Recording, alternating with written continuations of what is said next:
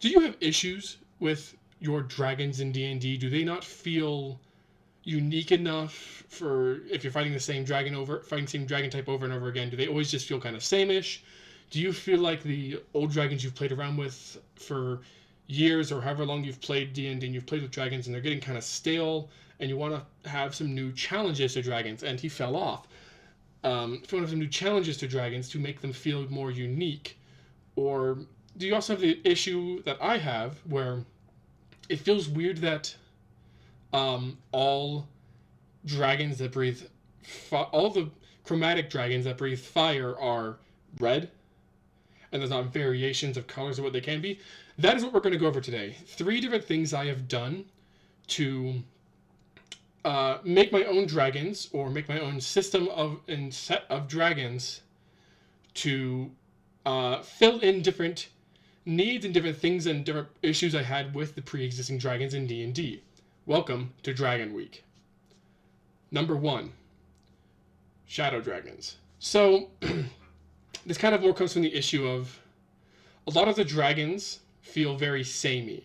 Like, yes, they will feel different from chromatic to metallic to gem dragons. They all have unique features and gimmicks that make them feel different. But within the chromatic system, we are only going to have, like, you know, red, blue, green, white, black. And yes, they'll have some differences with the fact that they have different damage types and their breath weapon works a little differently, but they all feel very sameish to me. So if you're kind of interested in doing a smaller change over a bigger one, I will introduce to you the first theme in this video, the Shadow Dragons.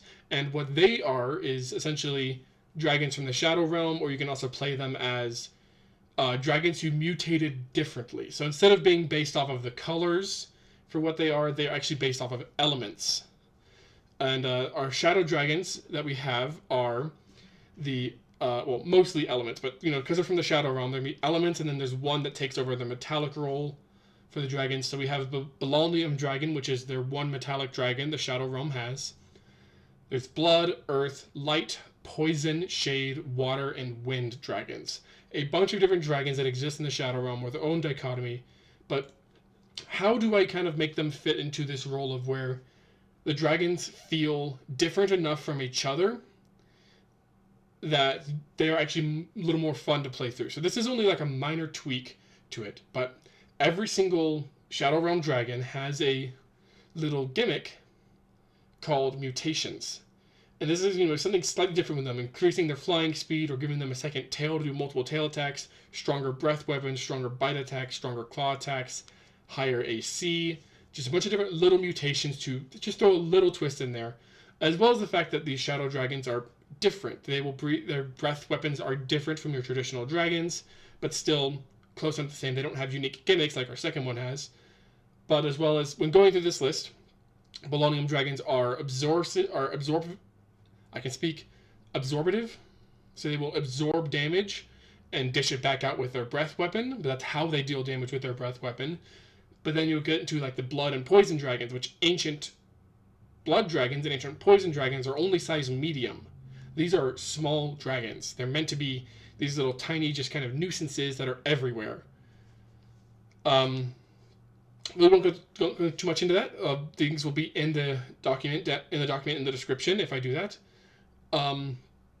But really, these dragons are a much simpler solution. If you want to throw them into your game, they can just be dragons that had mutated differently, or you could include a whole Shadow Realm, or even throw them into the Shadowfell or the Feywild if you want, because they are weird variations of the dragons everyone already knows, with their own based off of elements instead of colors or metals or gems. But yeah, this is a kind of small change I threw in to twist dragons how they work, so they always can feel different if they keep feeling samey and samey if you've played this game for long enough and dragons get boring. Because they shouldn't get boring. It is part of the name of the game, Dungeons and Dragons. Dragons feel boring sometimes, so make them feel fun by giving them either the unique twists, so it's always a little different, to be like, okay, and I gotta prepare for that. But that's just a small change. Which leads us into number 2, which is going to be our bigger changes. So number 2, light dragons. So, light dragons are similar to shadow dragons. They're another new set of dragons that exist in the light realm. But what differs from the light realm dragons? These ones are yet again based off colors. They're another set of chromatic dragons, but they fill in the set of colors that we don't have in base D&D. So these light realm dragons are brown, gray, orange, pink, purple, and yellow, each with their own distinct and unique breath weapons. So the things that make light dragons more unique is that instead of legendary resistances, they have an ability called Blinding Light, which essentially is a little counter that ticks up, and they can spend some of it to end magical effects or to give themselves advantage on saves, but it keeps ticking up every turn. And when it hits a certain point, it'll force them to use their breath weapon again. So we're going to go ahead and get into this a little bit. This guy's not sitting very well right now. We're not going to get too much into Blinding Light. That'll be in its whole thing. But essentially, just imagine the idea of like dragons. Just there's literally light blowing out from underneath the dragon's scales during the heat of battle, and it must be expended out. Otherwise, they are forced to use their turn to use their breath weapon. So they're forced to use these things, but also it can end spell effects that would otherwise entirely take a dragon out if they failed to save, or if there is a spell with no save, like Force Cage, and a dragon can't escape it. So then the dragon is forced to just sit there and take an onslaught from the team. When light dragons can just be no, and use Blinding Light and delete the spell effect. But let's go over each of these. But the other gimmick with these dragons is, yes, they'll have that, so it makes combat a lot more interesting and a little bit of a puzzle. But here's the other part: making the rest of combat a puzzle with your dragons. Every single light dragon has a different, unique breath weapon. Our brown ones have a sand breath, and is a beam breath, but on a failed save, they get. This is the simplest one. On a failed save, you will also get pushed 15 feet. So sand dragons will be pushing, can push around anyone that fails their save for their weapons. So even if for their breath weapons, so even if they survive the brutal damage that they can do, they can still push them, manipulate where they're going around in the arena. Just a little bit. Brown dragons are the simplest ones. Then we have gray dragons. Gray dragons have a gaseous breath, which don't do as much damage as the other ones, but that is because their breath will linger on the battlefield in the area for 1d4 rounds, and will do that damage each turn something is in it. And it says necrotic damage, this necrotic gaseous breath, which just withers things away as it sits in that area. Inside the gas, creatures are blinded, so they can't see where they are. So, sure, player knowledge is going to say, I'm going to get the closest direction out, but what if you don't know what the closest direction is? That's what always makes it fun. It's another thing that helps to keep it as a puzzle, because you now have this big area where no one can go until this gas disperses. Next up is the orange dragons. Now, orange dragons' breath weapon is sodium breath. So they do a beam breath, and if you fail the save, you get coated in this liquid sodium. Any science nerds out there, you'll know what happens when liquid sodium comes in contact with water or with air. It goes boom. So this liquid sodium breath, it waits, and by the dragon's next turn, that entire area will then explode. Anything coated in this liquid sodium will explode in a 5-foot explosion around it. So essentially is, if you get coated in this, scatter. Or essentially is an area to scatter away from the party. But then you're going to have this whole area that's about to explode. So essentially is a fun way I was able to pull doing an explosion breath weapon attack using these orange dragons. Next up is the pink dragons. Definitely the silliest of the dragons because they're pink. But also because of the fact that their breath weapon is a bubble breath, where they will just breathe out a cone of bubbles that will do a good amount of cold damage. It still is a dragon. But it also blinds the target on a fail. Because, you soap in your eyes. Of course you're blind. It's funny. Laugh. Then we have the last two. The purple dragons. And the purple dragons is the highest damaging dragon breath with plasma breath. So this does do fire damage, but it ignores resistances. And if a creature is immune to fire, it's only resistant to this. So it's just a pure breath of a beam of plasma kind of imagine like the atomic breath that Godzilla has. Ending us off with the yellow dragons. Yellow dragons have a salt breath. This one doesn't do much damage, does not do a lot of damage at all. But on creatures that have failed to save, they will become restrained as the salt breath will harden around them and encase them in salt, giving them a restrained condition, and will continue to take more fire damage as they are while they are still restrained, because the salt's still pretty hot, and it's really hot inside there still.